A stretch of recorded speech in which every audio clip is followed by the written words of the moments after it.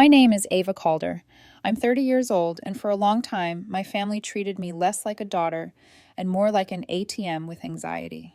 The kind that never says no. The kind that apologizes when the card gets declined, even if it shouldn't have been used in the first place.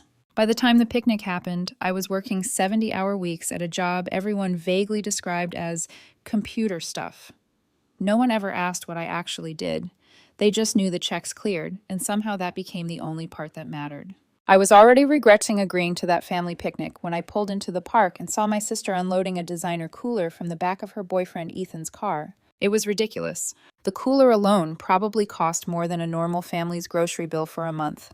She set it down next to a hand-woven picnic basket and a monogrammed blanket, like she was posing for a lifestyle blog. Ethan leaned against the car with his sunglasses on, doing absolutely nothing except existing near her, which seemed to be his full-time job. My mom waved me over without enthusiasm, a lazy flap of the hand, like she was swatting a fly. My dad gave me the same distracted nod he always did when pretending I hadn't just walked in. A nod that said, "I see you, but you're not the main event." I walked up carrying a plastic grocery bag from the discount store because that's what I could manage between shifts. Off-brand chips and 2 cans of soda. I didn't even bother putting them in a bowl. Why pretend? The rest of the usual suspects were already there. My cousin Rebecca, who never pays for anything but somehow always has her nails done in elaborate designs that probably cost half my electric bill. My Aunt Joanne, who has never said it outright, but still manages to make my name sound like it's short for mistake. The air was thick with that performative warmth families like ours put on when they want to look united in public but secretly can't stand each other. The kind of fake cheer that smells like sunscreen and resentment. I was the only one who didn't bother hiding it. I sat through 2 hours of passive-aggressive jokes. They teased me for being single, for not dressing up, for not smiling more. My mom made a comment about how some of us know how to grow up and settle down. My dad chuckled like he understood the punchline. I let it all slide. That was always the game. They mock, I ignore, and the world keeps turning. I checked my phone once under the table. A text from Ben, my boyfriend, blinked up on the screen. "How's it going? Do I need to fake an emergency call?" I smiled despite myself. "Don't tempt me," I wrote back. "They've upgraded from regular guilt to premium today." He sent a laughing emoji, then another message. "Remember Sophie? This is how it started with her too. Death by 1,000 jokes. Don't let them make you the punchline in the paycheck." Sophie was his ex. She'd drained his savings with emergencies that always seemed to involve designer shoes and weekend trips. He'd told me once, late at night, that the scariest part wasn't losing the money. It was realizing he'd trained himself to think he deserved to be used if it meant someone stayed. I slipped my phone back into my pocket. Deep breath, smile, tolerate. 2 more rounds of sarcastic comments later, my sister decided she needed a spotlight. She loved to toast at family gatherings like we were at a wedding and she was the maid of honor, even when the only thing we were celebrating was surviving another week without the house collapsing. She clinked her overpriced wine glass with a manicured nail and called out, "Everyone, can I have your attention?" Of course she could. Everyone grew quiet, like they were trained. My mom turned toward her with proud eyes. My dad straightened in his camp chair. Rebecca leaned in, already giggling. My sister lifted her glass and looked straight at me, all teeth and gloss. "Here's to the one who always shows up," she said, voice dripping with mock sympathy. Broke, discouraged, and still trying so hard to be important. Laughter. Real laughter. Even my mom, even my dad. My ears burned. For a split second, the world blurred at the edges. I remembered the time I Venmo'd my sister $600 so her lights wouldn't get shut off. The time I sent my parents my whole bonus just for this month so they could pay their mortgage. The countless transfers labeled rent help and just so you're not stressed. Broke. Discouraged. Still trying to be important. I didn't laugh. Instead, I picked up my cheap plastic cup filled with flat soda and lifted it exactly the way she did. My voice came out calm. "To the desperate woman," I said, "who just closed the account she was paying your rent from." For the first time in years, I had their full attention. You could hear a kid crying somewhere else in the park. A bird flapped away from a nearby tree. The ice in someone's cup shifted with a tiny clink. My sister's smile fell like a dropped plate. My mom's eyes darted to my dad. My dad stared at his drink like maybe he could crawl inside it. No one laughed. I didn't explain, didn't flinch. I tipped the cup back, finished my drink, wiped my hands on a napkin, and stood. "I'll be heading out," I said. No one stopped me. No one asked where I was going. No one asked if I was okay. That was the magic of my family. I could flip their entire world on its head, and they would still pretend nothing was happening. I walked back to my car with my plastic grocery bag swinging by my side, my heart hammering, and my mind strangely clear. By the time I pulled out of the parking lot, my phone buzzed. Ben, what did they do now? I stared at the screen for a long second. I finally did something back, I replied. I think I just quit being their bank. 8 days went by. They didn't acknowledge the picnic. No group chat messages. No, that was out of line, or we need to talk. I worked. I slept. I answered Ben's questions with vague, exhausted jokes. I pretended I didn't feel the tension rolling toward me like a slow wave. On the 8th day, it hit. My phone buzzed. Hey, rent's due. Can you send the usual tone tunded? It was from my sister. No greeting. No how are you. Just an expectation, written like a recurring subscription. I didn't respond. Not at first. I put my phone face down and went for a walk. Bought myself lunch. Sat in the park with a book. Took a nap on my couch. Hours later, I picked up my phone. Opened the message. Typed 2 letters. No. I hit send. The call started. I let them ring out. Then the text came. What do you mean, no? Are you serious? You can't just stop. It's hard right now. Ethan's been looking for work. I'm already behind. I leaned back against my pillows, thumbs hovering. Then I wrote, move in with Mom and Dad. They have space. You can regroup there. Her reply was instant. That's ridiculous. I can't just move back home. You're being vindictive. No, I wrote. I'm being realistic. It's time for you and Ethan to live within your means. She didn't like that. This time she didn't argue with me. She escalated. She called our parents. The next day I got a long voicemail from my mom. She tried to sound calm, but I could hear the fury under every word. Ava, honey, she said, voice all sugar and acid. We're family. We help each other. You're blowing things out of proportion. Your sister is just having a hard time right now. We thought we were a team. I texted her back. If you're that worried, you can help her. But don't ask me to keep paying for people who treat me like trash. An hour later, my dad called. His voice was tight, clipped. So you're cutting her off, he said. For real? Yes, I said, I am. There was a pause. All right, he said slowly. And, while we're on the subject, you might want to give us a heads up if you're planning to stop helping with the mortgage, too. It's due soon, $3,400. You're not walking away from that, are you? I stared at the wall, at the tiny crack in the paint above my TV. At some point, I said, you might want to get that mortgage in order yourself, because next month I won't be paying that either. Silence. Then a laugh, ugly, disbelieving. You wouldn't dare, he said. But this time I did. And for the first time in my life, I enjoyed imagining the world tilting back toward me. My dad's laugh stayed with me, long after the call ended. You wouldn't dare. Like he was daring me. Like I was still the girl who always blinked first, who always caved, who always sent the transfer with a knot in her stomach and a smile in her voice. The funny part was, he really believed it. He really believed there was no version of me that would choose myself over them. The first test came faster than I expected. Rent day. My phone buzzed at 9:03 a.m. Hey, landlord's asking. Need that $2,200 like now. Don't make this a thing. I stared at the message, imagined my sister in her curated apartment, the one with the exposed brick and live, laugh, love signs that never saw a real crisis. My thumbs hovered. I typed one word. No. Her reply came in waves. Stop being childish. This isn't funny. I'm getting actual eviction warnings, Ava. You can't just cut me off. This isn't just hurting me. It's hurting Ethan, too. You said you'd help until we were stable. Stable. 7 months of rent. 7 months of her looking for something better. 7 months of Ethan between opportunities while he played video games and $90 hoodies. You've had 7 months, I wrote back. That's enough time to get stable, or at least move somewhere you can actually afford. She tried guilt. I'm crying. I can't believe you'd do this. You're punishing me for being the younger one.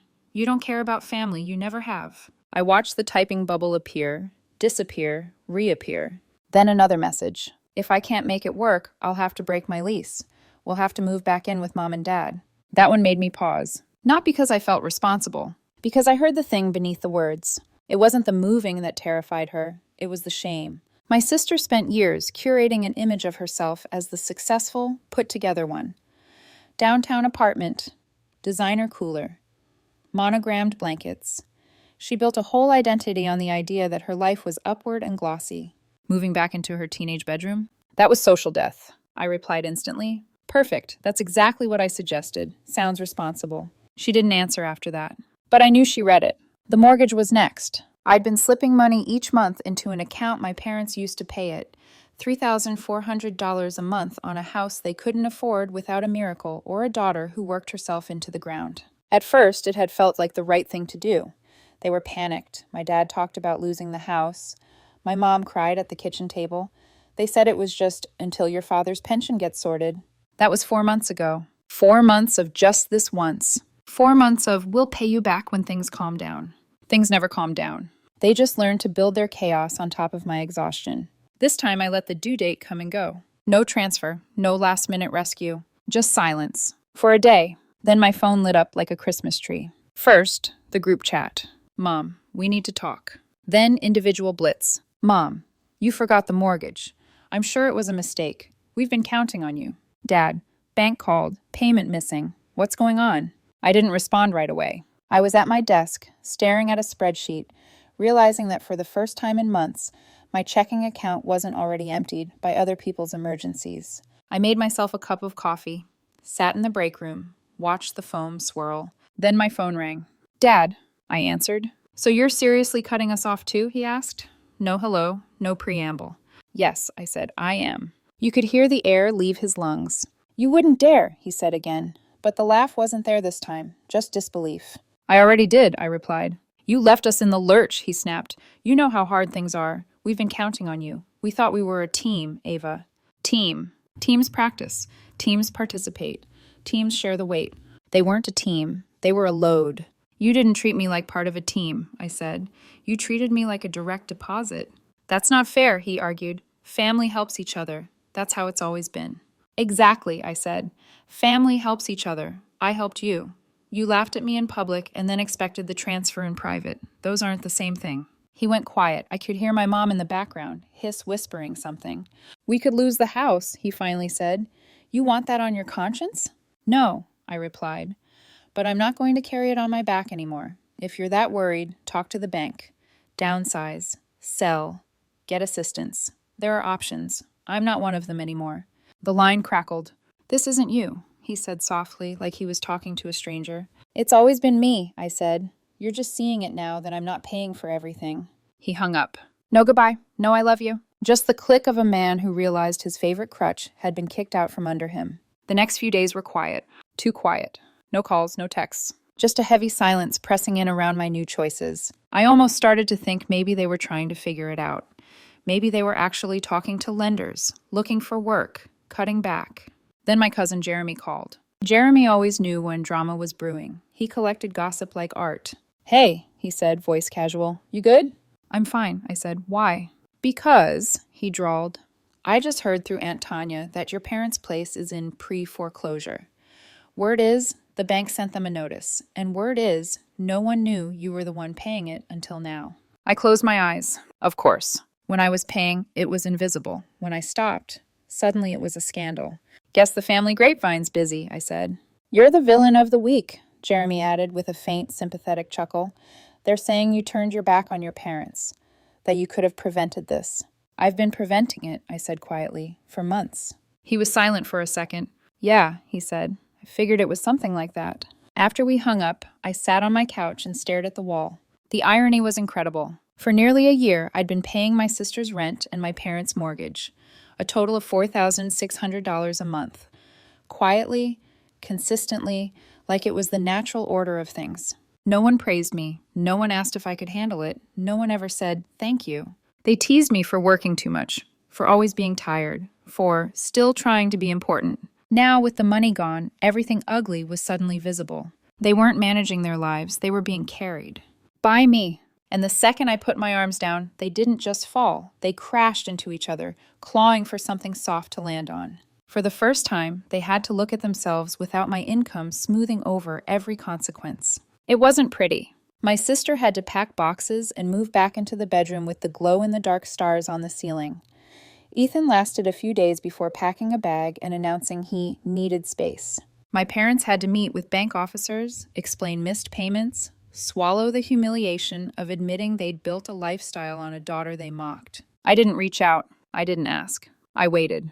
And when the call finally came, it wasn't what I expected. It was my mom, her voice shaking with anger, not fear. "So," she said, skipping hello, "you're really going to let us lose everything? Over a few mean jokes? Over a toast?" I took a breath. "This isn't about a toast," I said. That was just the first time I told the truth out loud. "You're being dramatic, Ava," she snapped. "We're your parents, your sister. We thought we were a team. We thought we raised you better than this." "You raised me to believe I had to pay for love," I said. "I'm unlearning that." Silence. She didn't know what to do with that sentence. "We're in a tough spot," she tried again, switching to pleading. "Just for a little while. If you could help again." "I'm not sending money," I cut in, "but I'll come to dinner." There was a pause. "Dinner?" she repeated, thrown off. "Yes," I said. "Tomorrow. You, Dad, me. Maybe Madison if she can drag herself downstairs." "My sister." Mom exhaled sharply. "Fine," she said. 7 o'clock. She hung up before I could say goodbye. I stared at my phone, at my reflection faintly mirrored in the dark screen. Ben texted a second later. "Everything okay?" I typed. "They lost the padding I was providing. Now they're hitting the floor. They want me to be a cushion again." "And you?" he wrote. "I'm done being a cushion," I replied, "but I'll bring a mirror." The next night, I stood on my parents' front step with my hand hovering over the doorbell, realizing that for the first time in years, I wasn't arriving as the fixer. I was arriving as someone who might finally let things break. I stood outside my parents' front door with my hand hovering over the bell, feeling something unfamiliar, quiet power. Not anger, not fear, just the certainty that whatever happened in that house tonight, I wasn't carrying it again. I pressed the button. My mom opened the door after a few seconds. She didn't hug me. She didn't smile. She just stepped aside, chin lifted like she was doing me a favor. The house smelled different than I remembered. Stale air, cold leftovers, stress. It wasn't the home I grew up in. It felt smaller, like the walls had caved inward without all the money I'd been patching them up with. I followed her to the dining room. And that's when the whole picture hit me. Bills, stacks of them, spread across one side of the table like a deck of losing cards.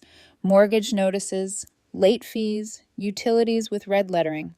It was all out in the open now, no illusions left. On the other side, 2 reheated trays of lasagna. My dad sat in his chair looking like he hadn't slept in weeks.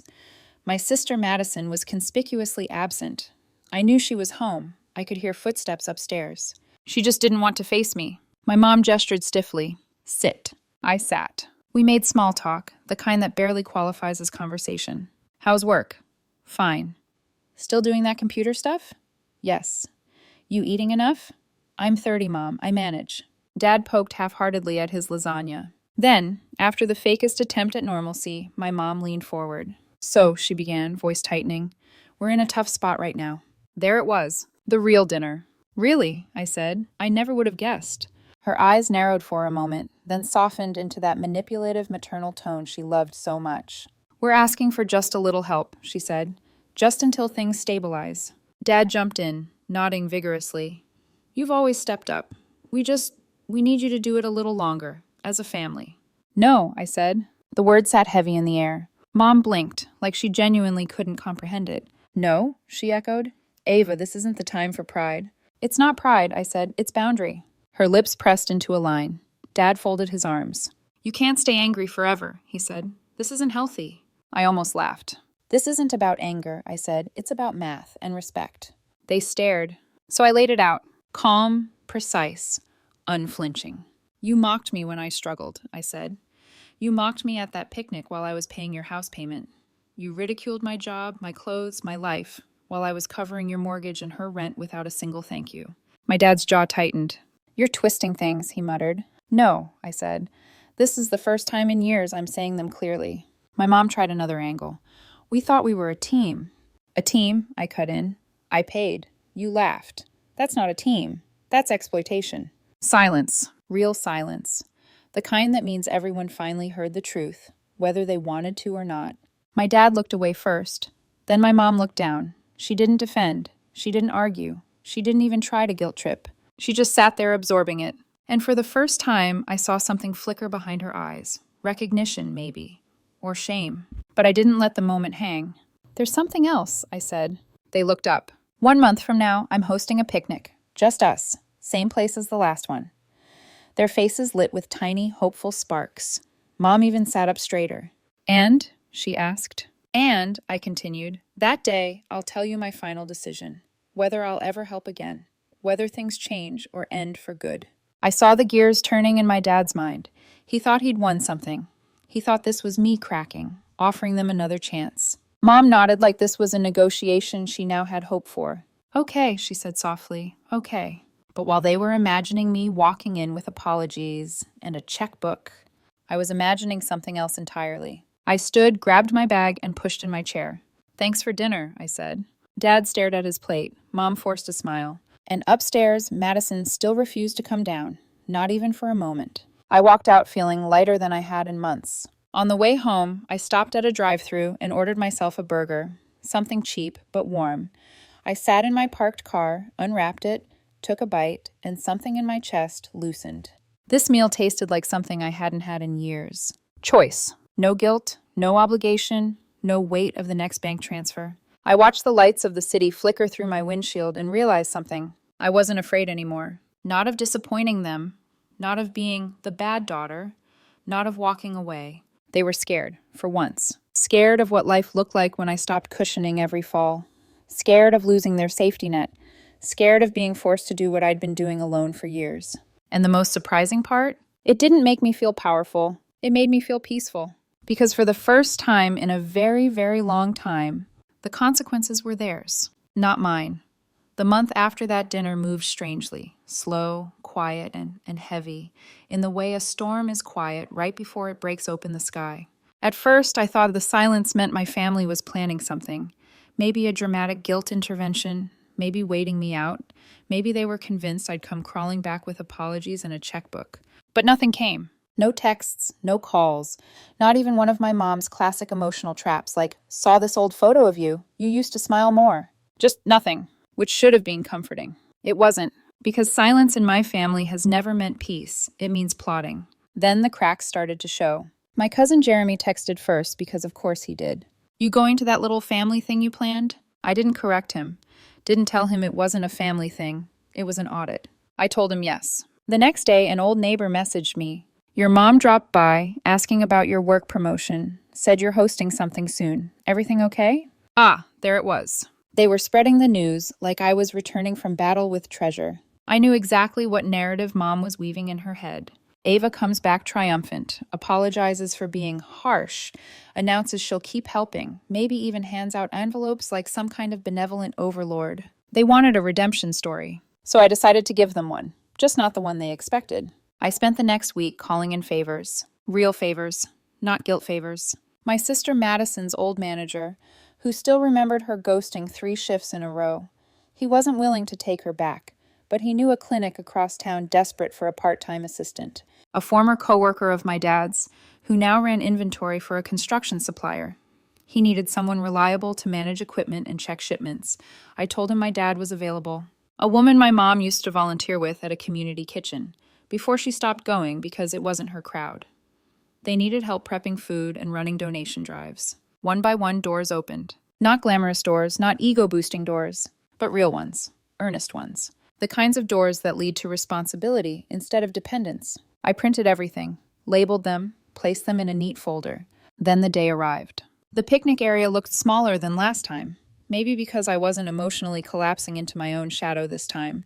I set the table with plain sandwiches, water bottles, napkins, and 1 chair. For me. They could figure out the rest. My family arrived in waves, each entrance more theatrical than the last. My sister came dressed like she was heading to brunch with influencers. Floral dress, curled hair, makeup that couldn't hide the exhaustion under her eyes. My mom brought a quiche in a cooler like she was auditioning for Best Host. My dad wore sunglasses even though the sky was mostly gray. They were smiling those tight, brittle smiles people wear when they're rehearsing how everything will go their way. They really thought today was the day I'd fold.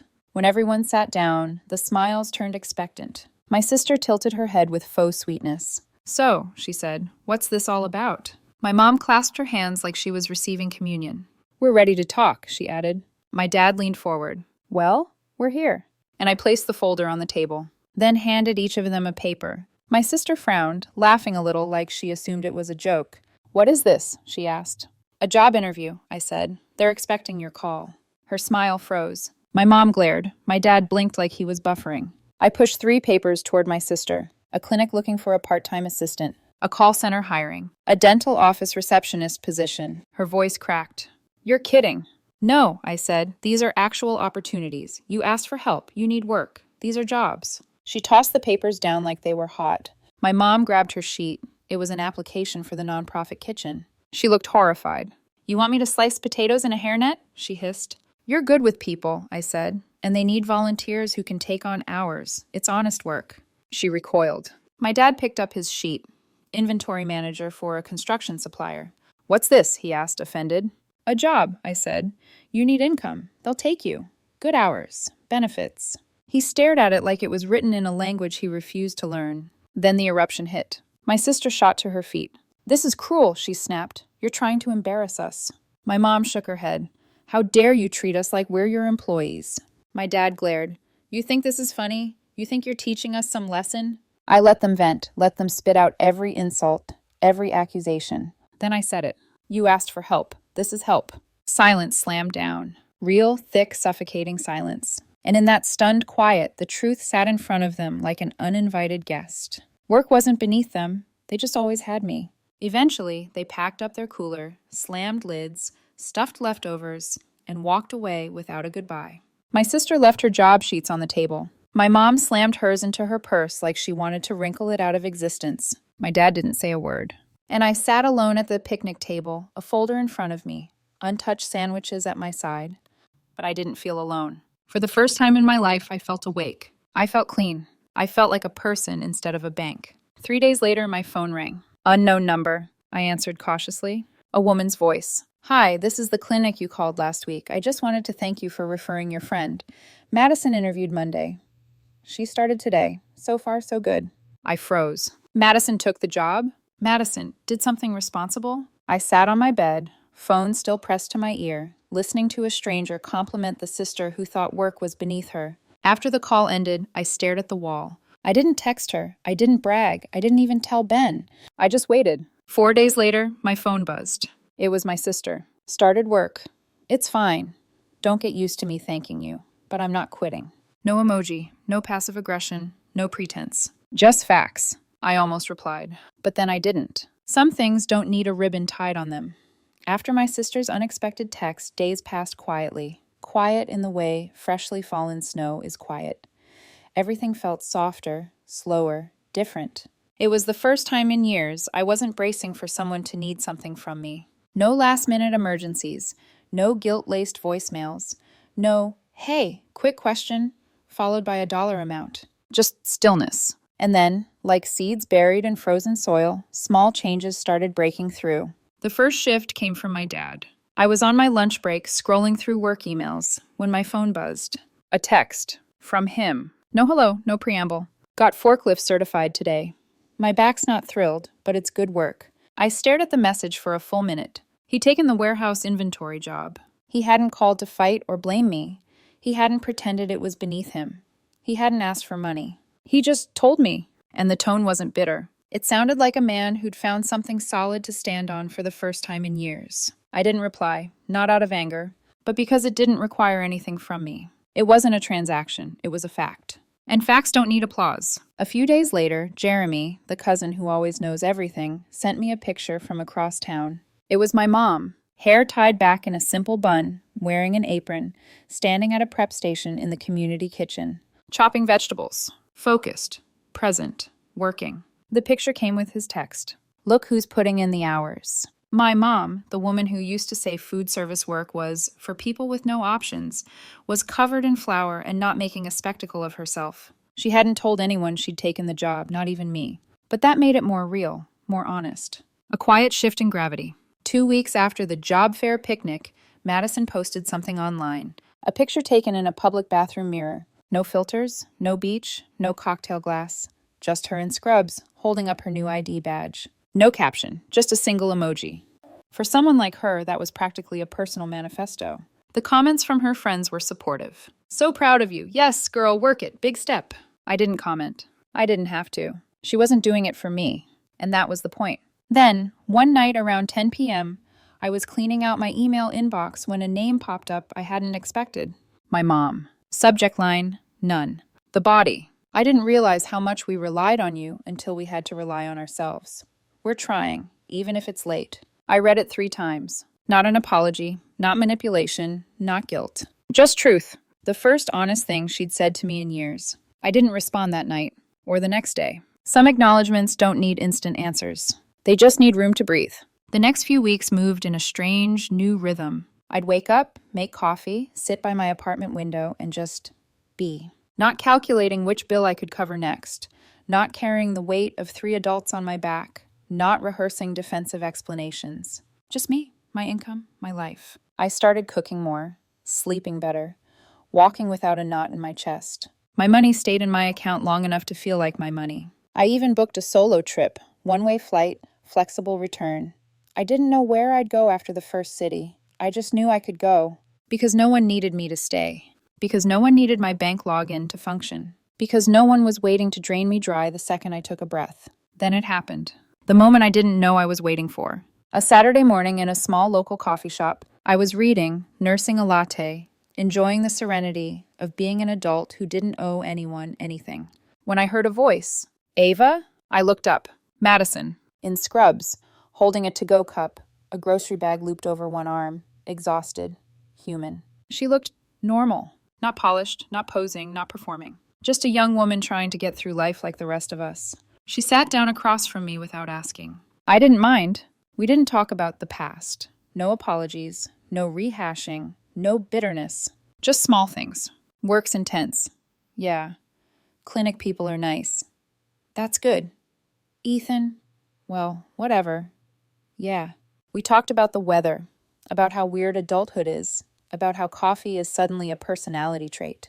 There was a pause. She looked down at her cup. Then she said very quietly, "You were right." She didn't look up when she added, "We needed it, all of it." She stood, tossed her empty cup, gave me an awkward half wave, and walked out. I watched her cross the street, sunlight catching the crease in her scrubs. For the first time, she wasn't the sister I resented. She was the sister I hoped she could become. 2 days later, my dad texted again. A photo this time. A grill. Caption. Bought this with my own damn paycheck. I smiled. Mom emailed me again a week after that. A flyer for a community food drive. She didn't ask me for money. She didn't ask me to come. Just share if you can. And I did. Not out of duty, not out of guilt. But because helping her now didn't cost me anything I couldn't afford. And me? I didn't go back to paying their bills. Not then, not after the coffee shop, not after the grill, not after the food drive. Because I didn't need to. And for the first time, they didn't ask. They were earning, working, showing up. They'd stopped looking at me as a rescue boat and started learning how to swim. It wasn't perfect. It wasn't magical. It didn't undo the years of imbalance. But it was something real. And the most surprising part? They stopped being cruel. They stopped mocking me, stopped minimizing me, stopped depending on me. Not because I changed them with money, but because without my money, they finally had to change themselves. I don't know what our future looks like. Family isn't a switch you flip on or off. It's a boundary you reshape until it fits. All I know is this. I'm not their backup plan anymore, not their emotional crutch, not their walking bank account. I'm just Ava, their daughter, their sister, a person separate from what she can provide. And that is the freedom I didn't know I needed.